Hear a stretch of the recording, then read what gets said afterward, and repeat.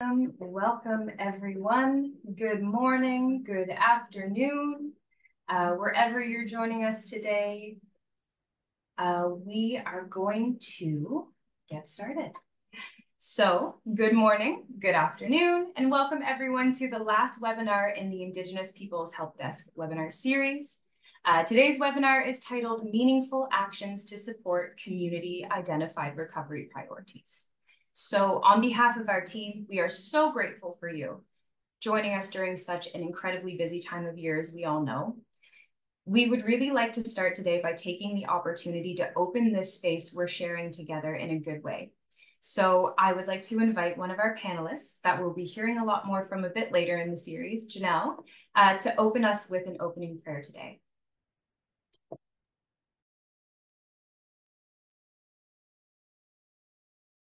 White, cool, and shootin', thank you for bringing us together here today to share and learn and have dialogue about disaster recovery.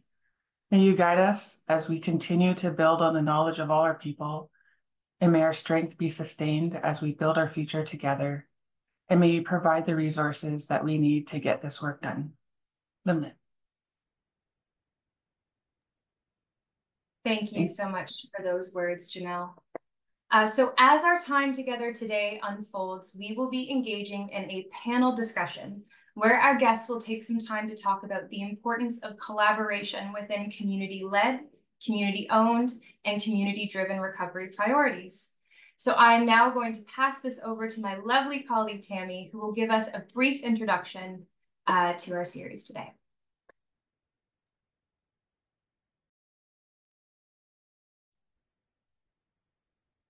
Trying to get my video on. It's a little bit dark down here. So thank you very much, Kayla, and thank you, Janelle. So today we are going to introduce our panelists. We have three wonderful guests here to talk about community recovery.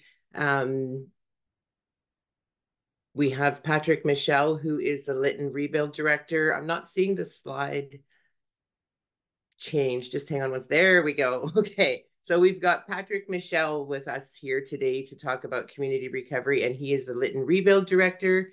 We have Daryl Adrian, who is the Emergency Coordinator with Lillooet Tribal Council. And then we have Janelle Brewer, who is the Recovery Manager with Okanagan Indian Band. So I'm very honored. I feel very honored and privileged to sit in the circle with these folks. I am joining you today from the Stolo Nation and very grateful to be learning together in this circle. And I'm going to pass it back over to Kayla for housekeeping. Thank you so much, Tammy. And also, I suppose I should have introduced myself at the beginning. So my name is Kayla McCarney. I'm with the Community Wellness and Protection team, and I'm coming at you today from the traditional and unceded territory of the Mi'kmaq people in Mi'kmaq. So let's take a couple of moments to talk about our setup for today. So all webinars in our series will be recorded, and we're going to be sending those webinar recordings to you as one part of our resource package. So please keep this in mind as you participate with us today. And for those of you that may have joined a little bit later, no worries on what you might have missed. This recording, again, will be sent out. We are also going to have a question and answer period at the end of our webinar. So we ask that you save your questions for the end and type them in the chat box when our question and answer period begins. We also want to emphasize that participant feedback is really, really important to us, as it allows us to adjust our work to fit community needs, which is the whole reason why we're here today. So once we arrive to that question and answer portion of this webinar, a couple of questions are just going to pop up on your screen. Please let us know how the session was for you by answering those questions. If you have additional feedback that you would like to provide or get in touch with us, we will share an email at the end of this webinar. So as I mentioned before, we know that there's going to be a lot of information shared during this webinar, and we want you as the audience to be able to listen without being worried about keeping track of the finer details. So because of this, a resource package is going to be sent to you that will include a few of our one-pagers, some resources to bring to community or to use within your work, and a link to our recorded webinars. As such, the slide deck for this webinar will not be distributed at this time. So now that the housekeeping is out of the way, it's my honor to hand it over to Tammy to talk about what we can expect from our time together today. Thank you again, Kayla. I didn't even mute myself, so I'm not sure if you heard me. So thank you again. I want to speak briefly about creating safe environments recovery. Really, for me, the program, we have 2 active operations currently, one in British Columbia and one in Alberta. That is where we build teams. We have teams go out, walk alongside community, and really it starts very early in recovery, just with a conversation. So what does that conversation look like? We want to listen and we want to hear from community.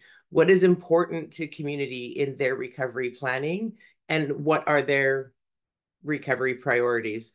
So when we build those teams, so I can speak to, so Janelle, I'm just gonna use you as an example. I remember early on in 2021 going into the community and not really coming with anything for the community, but just an offer to listen and a space to talk. And what is it that the community is looking at, and what is it that the community needs? And I think, Daryl, that's exactly what happened in Lillooet as well. That way we can develop programming that is going to fit the needs of the community, rather than coming with a program that the community has to adapt to. So it is community-led. When we say community-led, community-owned, community-driven, that's exactly what it is. So we work with the programming with the community from start to finish. So whether it's 6 months, 8 months, the relationship goes on. The relationship doesn't end. That's something that is maintained throughout. And then the other piece of the recovery, I'm saying, I apologize. The other piece of the recovery would be that, or the Canadian Red Cross recovery, we have those connections. So I'm not sure if you had the other or attended the other webinars, but the community wellness and protection, the social emergencies, other areas of the Canadian Red Cross where we could support community both in times of disaster and outside times of disaster. So if you're not sure who to call in the Canadian Red Cross, like Kayla had said earlier, there is resources being sent out. If you call one person, I know that one person will get you to where you need to go. And really, this is about relationships. It's about the community, and it's about the community is the expert. So with that, I'm going to hand it over to Daryl.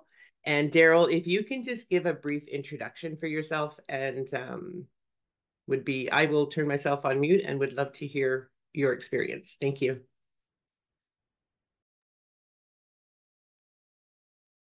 Thanks, Tammy. And Kayla, this is, sorry, the start of my presentation in, because I got my introduction in my presentation. Yeah. Absolutely. Just Okay. give us one and we'll get those slides. Yeah. So I do have a PowerPoint presentation slide that I'm going to put up on the screen here. Please give me a thumbs up once you see that pop up on your screen.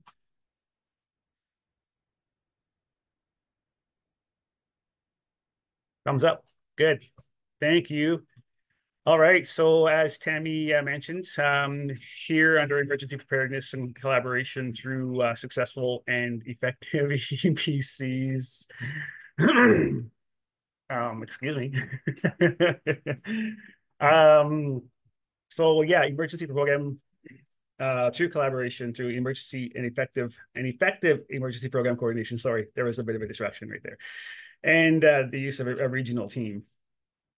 So yes, my name is Daryl Adrian. I am from the St'át'imc territories. I'm working here at the Lillooet Tribal Council as the Emergency Management Coordinator. And I've been here for 5 years, proudly supporting the St'át'imc communities and also working alongside the District of Lillooet Emergency Program Coordinator as well. So I spent most of my career with BC Wildfire Service, where I started on the unit crew, did some initial attack. I was in the office for a while, became an incident commander and a plans chief. I also put some time in at the Kamloops Fire Center. As you can see, I had 7 years with Finesse as well. Some winter work while I fought fires in the summer. I held a Fire Smart and a Fuels Management portfolio. So lots of traveling around the community, lots of community engagement around the province.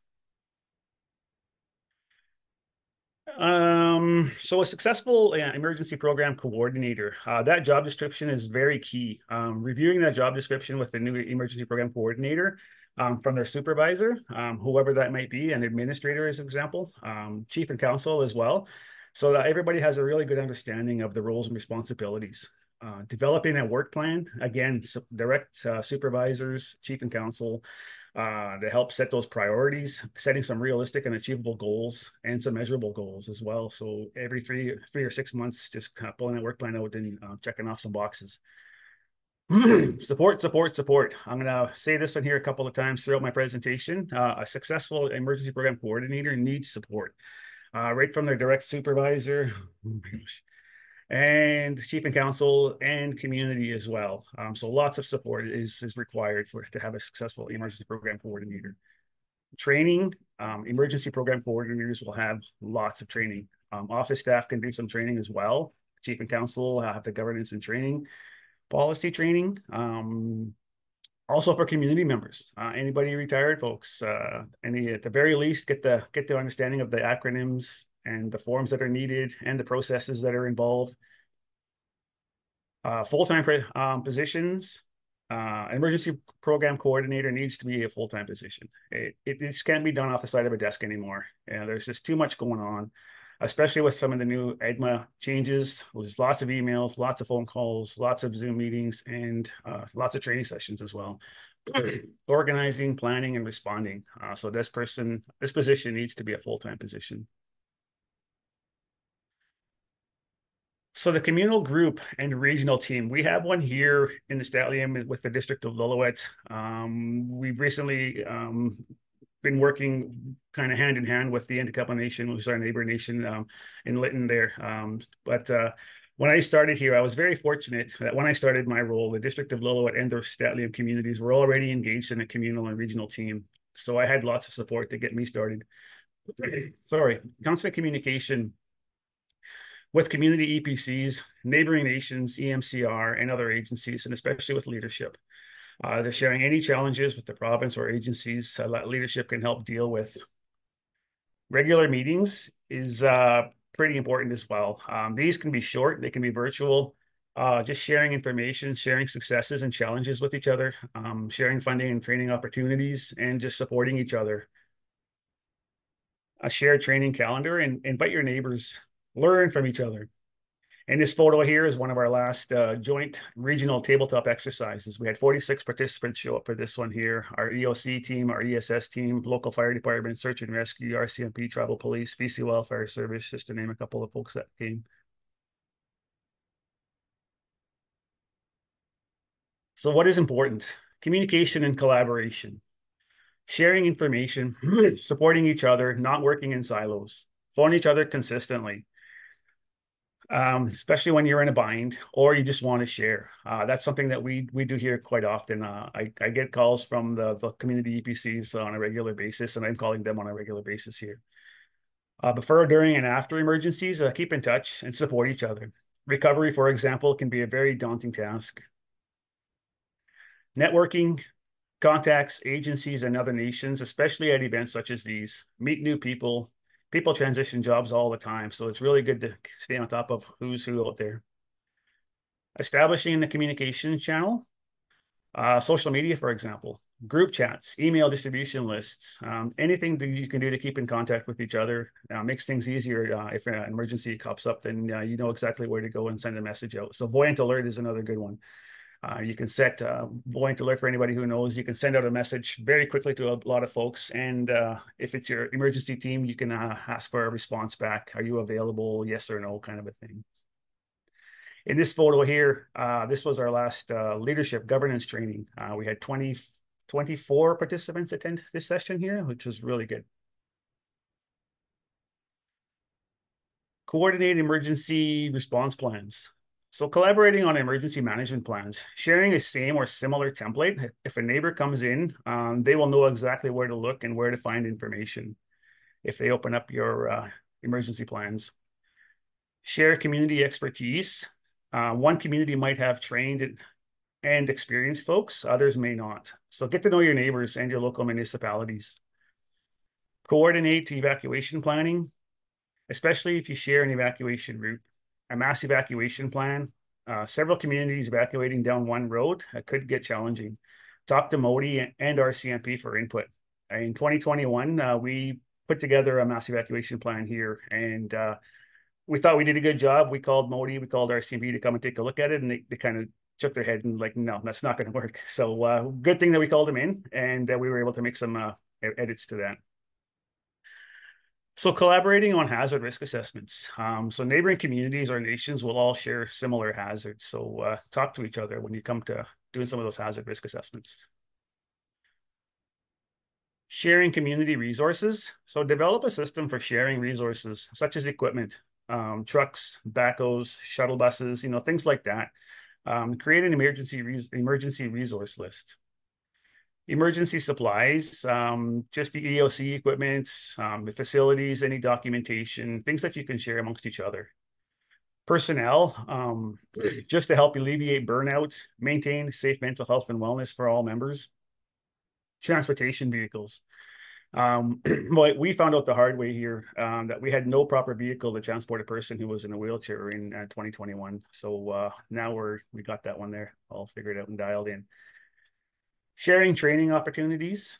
So coordinate and conduct joint training sessions, encouraging folks to share knowledge and share their experience.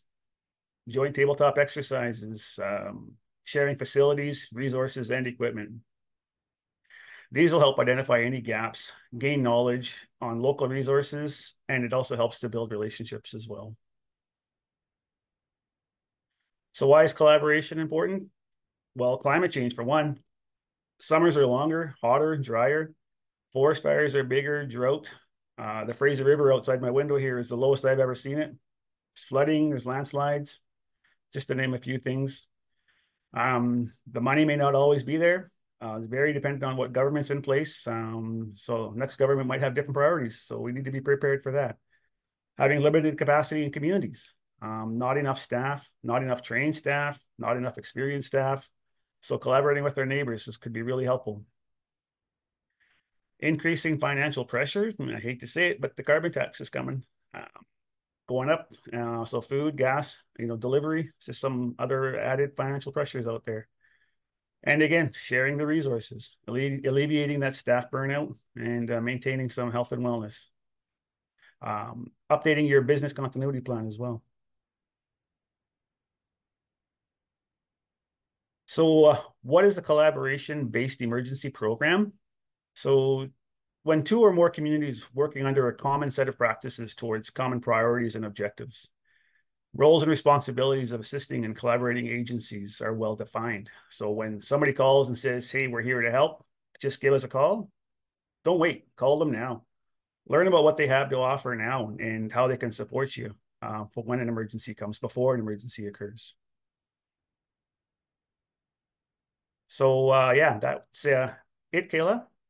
Thank you for everybody, and I'll turn it back over to Kayla.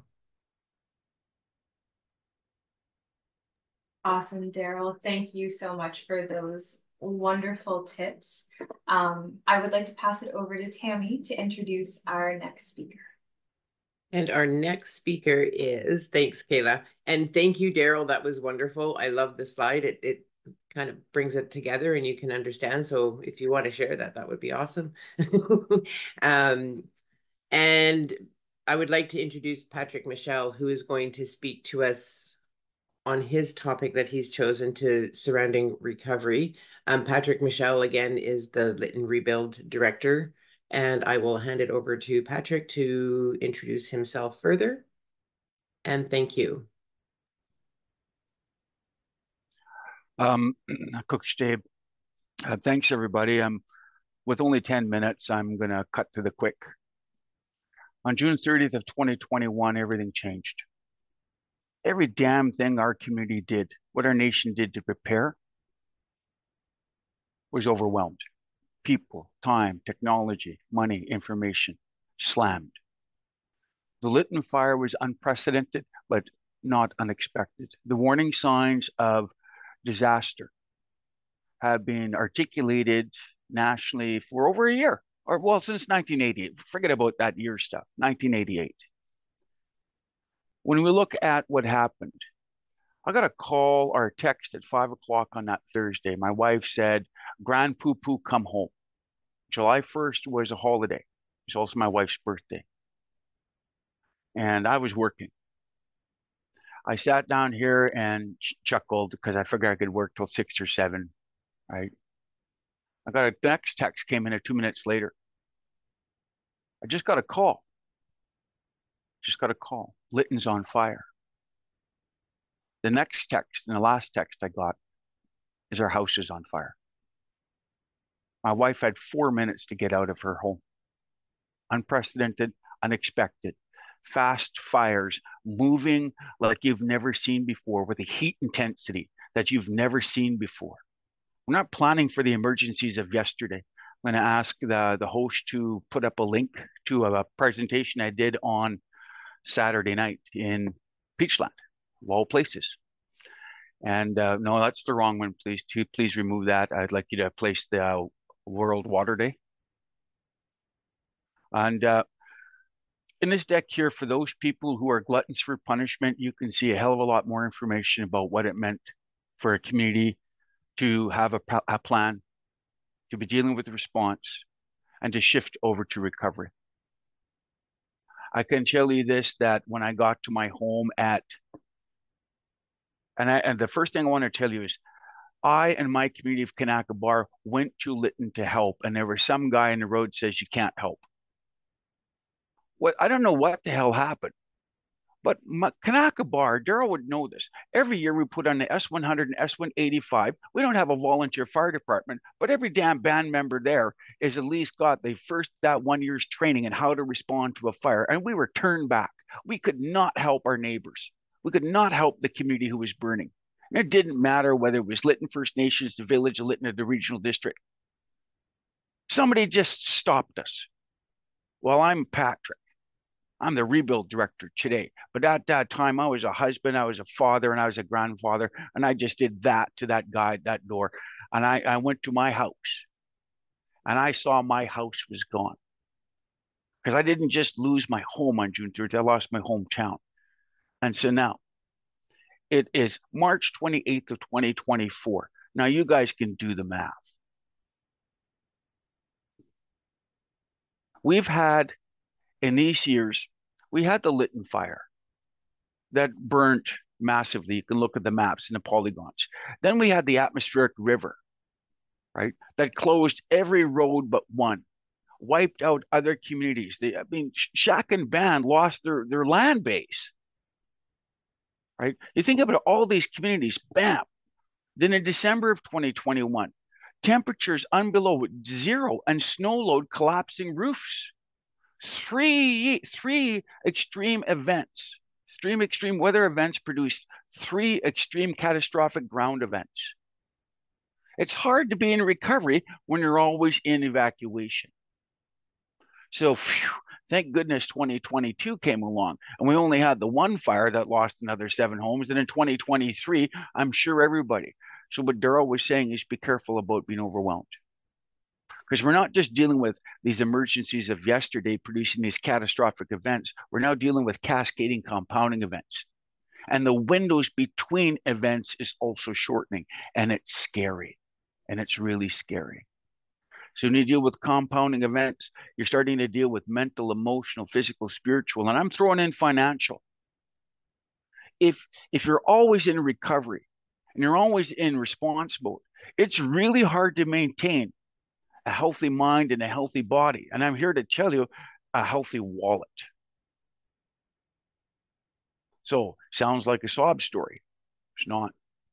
When you go through that deck, I mean, who ends a deck with a housefly anyway?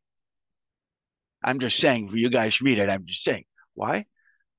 Because one thing I wanted to say, Daryl says he's from Statlim. And the Intlakatma have been calling on the Statlim since time immemorial. My favorite time is when the Statlim came down and helped me decapitate American gold miners. That was a gooder. But I also want to show that the Silk Okanagan, they also came over. We've been supporting each other for as long as we can remember in our collective conscious memories. Communication was key. How's it going? Is there anything I can do to help? Right? So I need you guys to look at that history section of the deck to say, how long have we survived? Forever. How will we survive the next event? Together. How will we survive the next 100 years? Together. Now, everything that Daryl said, all those granular things are really important. But don't you ever forget that we're all human beings given the gift of life and choice. We're brothers and sisters. We're parents. We're partners. We're grandparents. And as one of my sayings is, and if you don't have a future generation to care for, steal little Sister Susie down the end of the block, but just don't do it literally. Apparently, that's not a good thing to do. Find your motivation. We live in a world now where apathy and indifference and whatever is starting to reign. But when we're in recovery, and when we're in our response, and when we're in recovery, and when we're in rebuild, as we are today, we didn't do it alone. I've had the support of the federal government, the provincial government, the municipal government, the regional government, and the Indigenous governments. 5 governments sitting down, working together, unheard of. That's what Chinese buffet and a 50-pound sack of rice as a door prize will do for you. I'm just teasing on that one. Share those learnings. What's working, what's not. I mean it. I mean, if we forget, and this is where I'm scared of in the future, we're forgetting our humanity. When I look at the people who died in 2021 heat dome, knock, check on your door. Do you know why my wife couldn't text me at 5:04 after 5:04? Because the first thing that was lost was the bloody power in the internet. So Volant doesn't work when you have no signal. So we kicked it old school. We knocked on each door. We got to go. This is your way you're heading out. Caravan, right? The escape route to the north, Highway 12 and the Texas Creek Road, whatever you want to call it. Truckloads of people loaded up on trucks with one headlight, no insurance, with nobody with driver's licenses. We sent their families to safety, but we didn't leave. When we could, we sat there and, like I said, we were stopped from preventing more of it. 10,000 years of self-determination. We decide what our priority was, and somebody else came and says, you can't do this. And you're going to hear this tension more and more as people want to stay and protect their families and protect their property, protect their assets. Why can't I, as a British Columbian and a Canadian, stay home and protect my house from a wildfire? Why can't I, as a Canadian, stay home and sandbag? Why do I have to evacuate? It's going to be a unique challenge that's coming down the pipe. 3 days ago, I saw a picture of the footings and foundations for one of the homes that was lost in IR-18. Rebuild is coming along. We're going to stage it over the next 2 years. We have 80 homes coming in the next 2 years. My goal is to ensure that at least 40 homes are completed this summer. We are about to start the community engagement on the lost community assets. The initial, that means our band office, our community hall, our basket weaving center, cultural center, and our housing and the maintenance building. The thing is, when you were building back, we're not building back what we lost. We're building back better. And I know you guys think that's a bloody cliche. I'm going to check my time here. Oh, my timer stopped. So I'll give myself 1 more minute. When I talk about building back better, and it's not in the slide deck. If you can build a home that's fireproof, why aren't you? Because our bloody governments aren't telling you about what our options are. We can't eliminate the risk of extreme weather and the catastrophes, but we can mitigate its impacts. So as the rebuild director for Lytton First Nations, by working together with the Okanogans and the Statliams, and I'm throwing in the Red Cross here, we're going to we're not going to take risks. It's not innovative to do something that's new. We're going to start showing how to design our homes and our infrastructure so that they're resilient to the extremes and the catastrophe. Because the goal of Lytton First Nations now in recovery and in rebuild is to change the definition of resiliency from bouncing back to shelter in place and then repairing what was lost.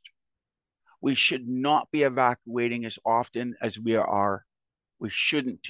But because we've invested in 150 years of low standards, well, I don't know what else to call it. And when I'm sad about, just so you guys know it the most, is we talk about the compounding effects and the impacts on mental, emotional, physical, spiritual, financial is. One of the hardest parts for me as a person who's lost everything is to watch it being replicated across Canada and internationally.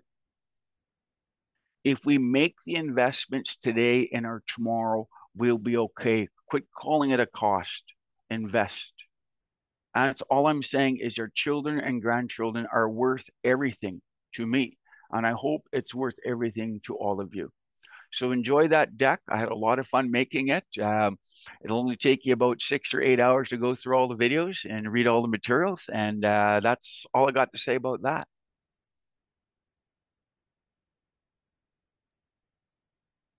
Thank you, Patrick. I really enjoy listening to you speak, and I do go through the material. I don't think I've gotten through the material from last summer when I started. I think there was something, I haven't even gotten through all that yet. But if anybody, that deck is on there, and if you want to go through it, I highly recommend. There is a lot of great information and a lot of great learning. So thank you again. Raising my hands to both you and Daryl. And with that, I just want to, we're going to introduce Janelle. So she is coming on as our last panelist, and I wish we had more time to talk because these are great conversations. So Janelle, I would like to, if you can come off mute and share your piece with us and your experience and your expertise, that would be wonderful. And I will hand it over to you to introduce yourself a little more. Thank you, Tammy. I'm a member of the Okanagan Indian Band Silk Nation, and over the last decade, I've been supporting my community in numerous administrative roles as well as being on band council from 2005 to 9. So part of my success is just being able to knowing the administrative infrastructure and the governance system of our community. Coming in as a contractor, there's a disadvantage because we're not working internally in the organization. So, really having to learn all those systems would be a challenge. So I'm really fortunate in the way that I am working for my community right now as a recovery manager to support them after the 2021 White Rock wildfire. And I just wanted to build off of something Patrick had just said about working together, because one of the feelings I had when I first started this as my first emergency management project is that I really felt I needed more resources and more connection to other communities that were working together and knowing that we had similar issues or how they overcame struggles that they face. So I think it's one of the gaps that we have. But one of the things, the topic I was asked to speak on is cultural safety, and I'm going to address three points. So the first being strengthening resilience through community-led, community-owned, and community-driven recovery. And really the important thing to remember here as community members, we are the experts. We know what we need. We know what we're missing. We know our people, and just recognizing that we have that internal capacity and just honoring it is so important when we're talking about community-led. And, those were one of the things when I was feeling I was like in a dark room and I didn't have the answers. It was really because the community has to drive the recovery process. The community has to drive the planning process because we know what our resources are. And, as a community member, I'm invested in our community, and not that people that come in from external aren't invested in the community, but I have to answer to my children and my grandchildren and the rest of our community, till the day I die, because I'm part of that network, and we don't get to leave. We're here facing each other, and we're responsible for our actions in a different way. And I always just say to people coming into our communities, be prepared to listen. And even as an Indigenous person who was raised on the reserve within the nation, I know that what I'm doing here at OKIB won't work for another band, even in my nation or even in another nation. So just knowing that you always have to be prepared to listen and learn. And I think that's a key piece for success. And really, I just can't impress how much trauma-informed care is important in this whole process. Often when people would come to me, and I don't know, are people, sometimes we just don't ask for help, or we don't know how to ask for help and they need help. So I know when they're calling me, they need help. And I just simply start the conversation with, how can I help? And you know, sometimes you're dealing with difficult people, they're experiencing trauma, they're angry, they're going through the process, the grieving process, especially people that lost their homes. So just making sure that you're there in a caring space, and that's also including self-care for myself as a recovery manager, because I have to be able to give and I have to be prepared to do that. And you know, sometimes I have those, I know I'm getting a call with a person that's being challenging and being difficult. Sometimes I just need to take a deep breath before I hit accept on that call and just start with, how can I help? And nine times out of 10, it diffuses people, and we can work together on how we can, you know, rebuild their lives together, and how I can support, because I really feel that's my job. And the next piece is bringing a cultural knowledge, Indigenous voice to support community, to support in recovery planning and pre and post disaster. So I can't talk a lot about the pre-disaster, because I came on as a recovery manager and I haven't had a lot of participation in the pre-planning.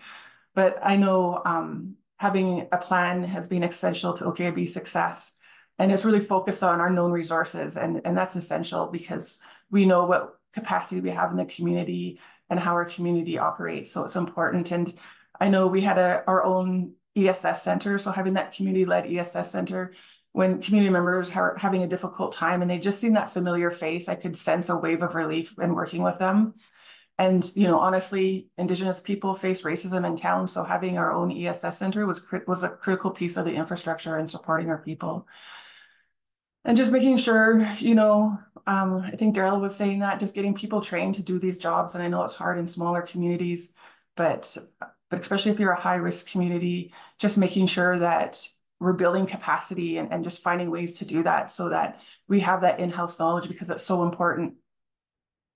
And just advocating, as you know, Tammy was saying, when I was working with her, we had a young man, a young adult, and he didn't know he could access ESS on his own in his own account. And I had to get him on ESS, and it took a bit of work, but it's making sure we're just supporting people, because sometimes people just don't know. And we all come from different backgrounds, and just making sure that people get the same opportunities and there's equity, I think is really important. And yes, while, you know, we have many agencies working with us and supporting us on provincial, federal, regional levels, I just, one of the gaps I've always found in grant opportunities, they're just not Indigenous friendly. And that's not even just for emergency management, but, you know, for example, in agricultural opportunities through grants, we have band members that don't have sophisticated farm operations, and we do a lot of trades. It's a lot of old school procedures and processes and business deals and trades. So, you know, we don't have corporations and receipts and separate accounts. So really making sure that we're supporting people can be difficult when working in the colonial system. And then the final one was, how does connection to land and connection to culture inform recovery planning, and what considerations are taken? So for myself as a contractor, title and rights are out of my scope of responsibility. So the hunting and forest health, OKIB has capacity for that, and a division to manage that. So that's out of scope for me. But when I'm even thinking about culture and community, it really was about getting our people who have lived on the reserve their whole life and that are displaced from their homes because they've been lost, and now they're in town. And they're not used to town. And it wasn't that it was a bad experience, because I think there's a lot of people that were very giving and compassionate and kind. And in some ways it was a good experience, but it's also being away from your community, especially when you have families that their family is, or people that have their families as their sole social structure. So when you're removed from the reserve in your community, and it's probably the same for any small community, getting them back to their land. And, you know, we had some people, there's a grocery store on the reserve. They didn't have to go to town for much. So now they're in town. And we built mini homes. We had mini homes brought in for them so they could get back onto their land, and they were able to get reconnected to the community, to their families, help them reunite with pets, which was a huge piece for mental wellness, and just allows for some self-determination where they can start rebuilding their properties in some way.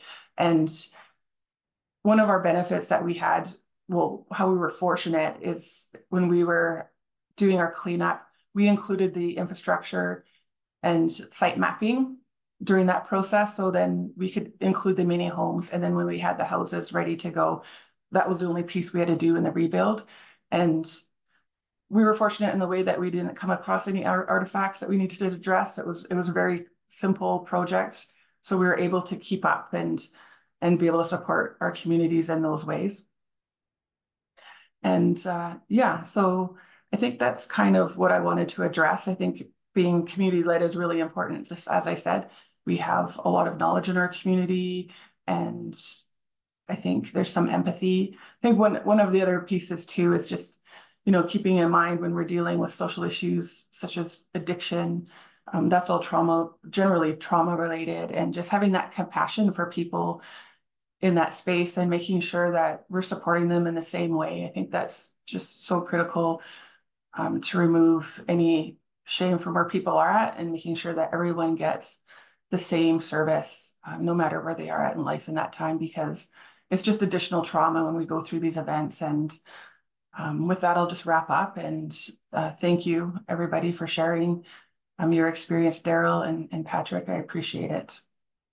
Hard speakers to follow. Thank you. Thank you, Janelle. I'm going to, I think we're going to have some time for questions, and I really love the way you bring it forward in the community-led and just really give tangible examples of how communities can do that and speak up and stand up and support their own community in recovery, or in disaster, period, like overall. Kayla, do you want to go through, like, do we have any closing that we need to do before we go into a Q&A period? Yeah, so I just wanted to say thank you sincerely to Janelle, Patrick, and Daryl for all of the insightful and helpful narratives that has come out of today's discussion. I don't want to take a lot of time away from the Q&A because I have a feeling that we have some people with some great questions. So before we go into the Q&A portion of this webinar, I wanted to flag for you folks that we are going to be doing a feedback survey. So if you see it come up on your screen here for the participants here, we would just be looking for a little bit of feedback on how the experience was for you today. Please take some time to do that before we move into our Q&A portion. In the chat, you will see an email. So this would be if you have any additional questions, if there's something that you wanted to bring to our attention, or if you wanted to make connections with our participants as well. April will be putting in the chat our email, which is cse.cwp@redcross.ca. So before we go into the Q&A, I hope we all have had a chance to do the feedback survey, and I would love to invite Janelle, who so graciously opened the circle today and the discussion, to offer a few words of closing before we go into our Q&A. So Janelle, over to you. Thank you for that. And again, I just want to thank everybody for attending and hearing out us as panelists, and for Patrick and Daryl for sharing your experience in your community, the very insightful, important information that we have. So with that, I hope everyone will, White Cool and Shootin', thank you for bringing us all here together, and thank you for allowing us to share our words with all the rest of the communities that are either facing the same situations or being prepared for the future, and as well as all the people that are representing agencies that are supporting our communities. I hope that you found some information today to guide you on your path moving forward, and may we work together continue working together and build a community of support so that we can rebuild our communities in a meaningful way. Right, thank you. Thank you so much, Janelle. That was very much appreciated. So now is the moment we've all been waiting for. We have our Q&A with our lovely panelists and some CRC representatives here. So if you have questions, please drop them in the chat and we will do our best to ensure that those are answered.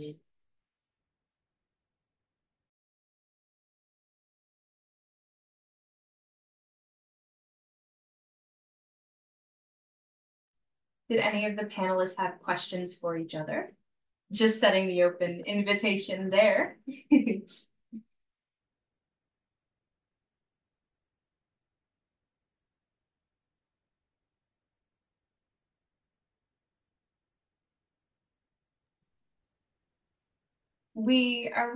Oh, no, we can see the chat. Sorry, we had issues with this in our first webinar, so I wanted to double check to make sure that we could actually see the questions. So Sarah Sargent, who is the VP of Creating Safe Environments and Risk Reduction and Resilience, said, so many insights and learnings. Thank you very much. Much appreciated, Sarah.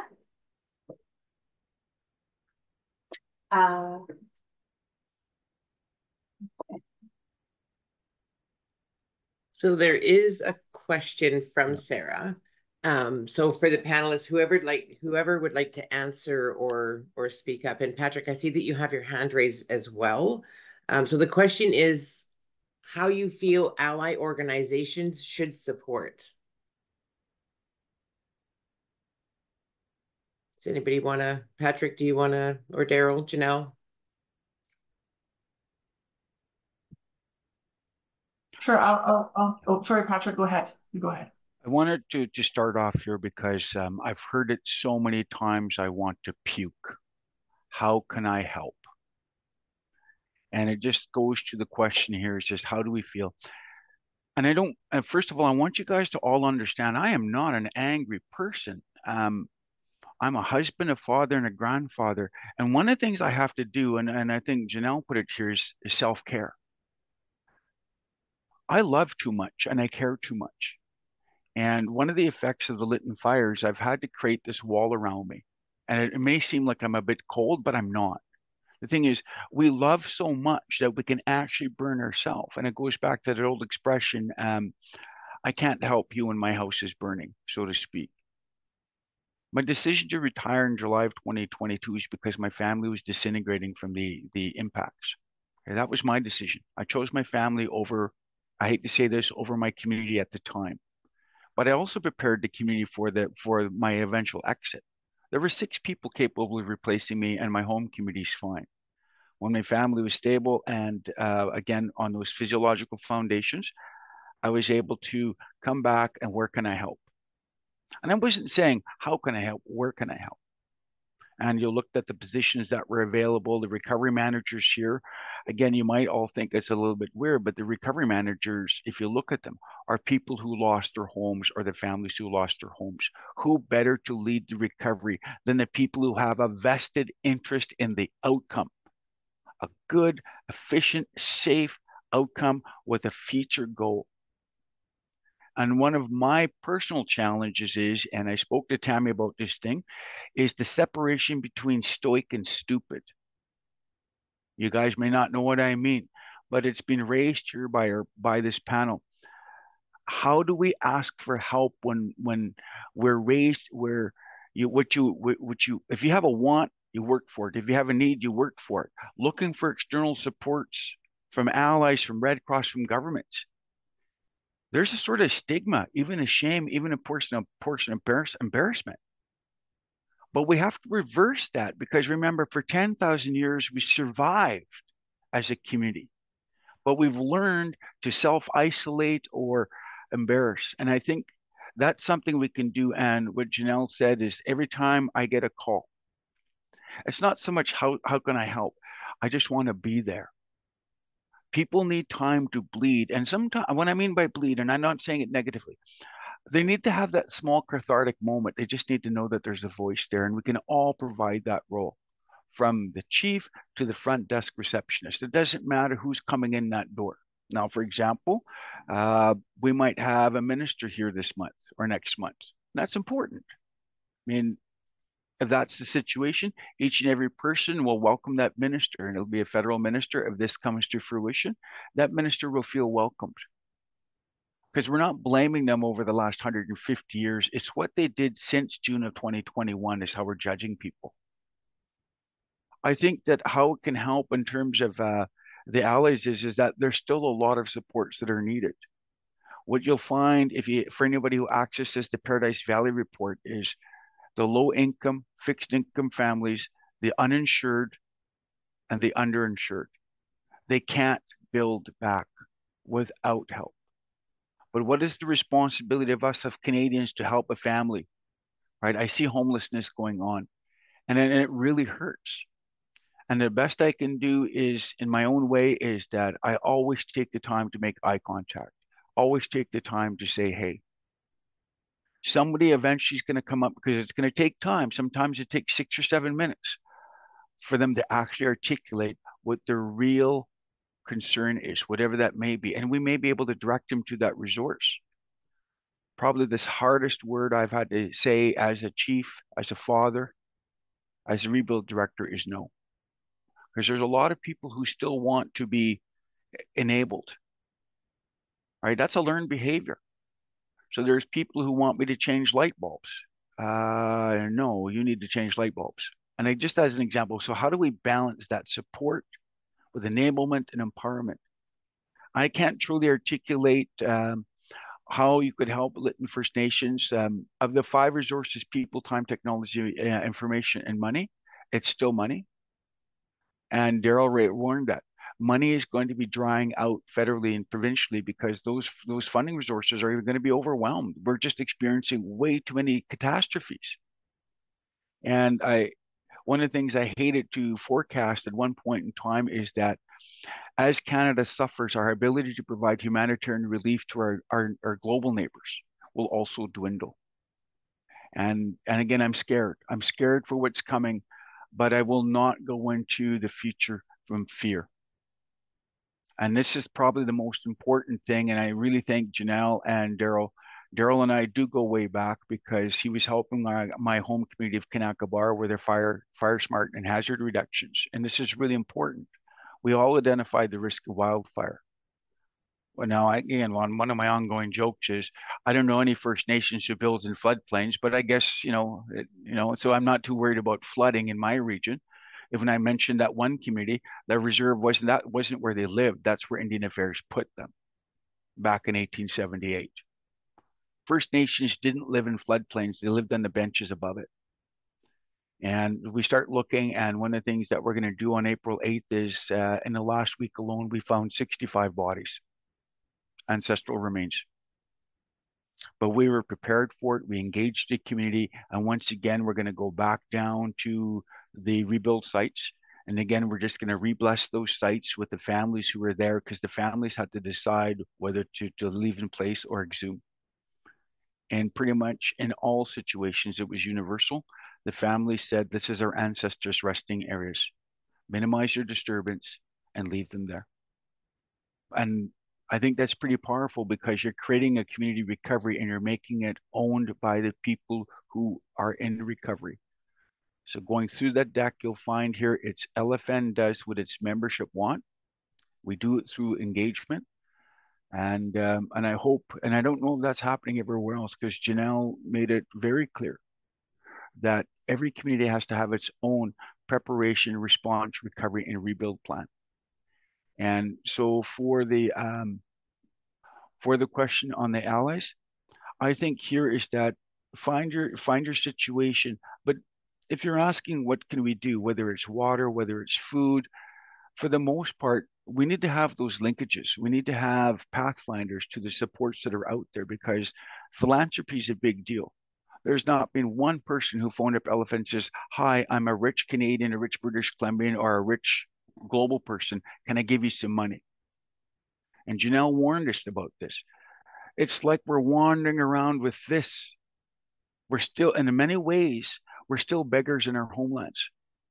And Lytton First Nations knows what its needs are, knows what its priorities are, but we're still asking through EMAP, through disaster financial assistance, for God's sakes, just give us the goddamn money and we'll take care of business.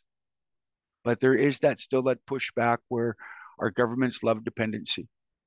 Well, we're going to keep working together. I know this. I feel it in my heart. And listening to Janelle and Daryl and with everybody else in this panel, I think that's really, really important message. You got into Red Cross, you got into recovery for a reason, because you had skills. But if you do not have compassion, then please, please don't come here and exacerbate harm. It's just really important to me. Do not, I can't remember that old Simon and Garfunkel song. It's like, he's not heavy, he's my brother, or something like that. If you're angry and you're hurting yourself, make sure that you don't get into recovery and supports, because people who are experiencing the angst of a catastrophe, they're really hypersensitive. And that's the one thing I've seen on the ESS locations is volunteers or paid workers who I wouldn't call it culture insensitive. They just didn't understand when people walked in. They were hurt. They were grieving. How do you spell your name? I told you how to spell my name. Why are you yelling at me? Was one of the most frequent things I heard, because my name isn't easy to spell. It's Michell. The fact that you want to put a T or an E on it is not my situation, because it affects my ability to get supports.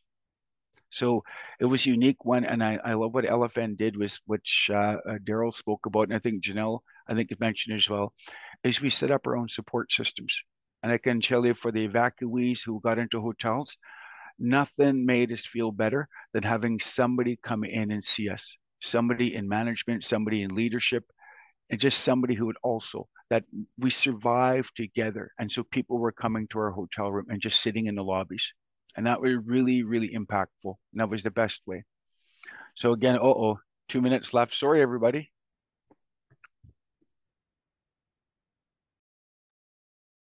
That's okay. That's all right. We still have 2 minutes, and that's better than we still thought. have 2 minutes.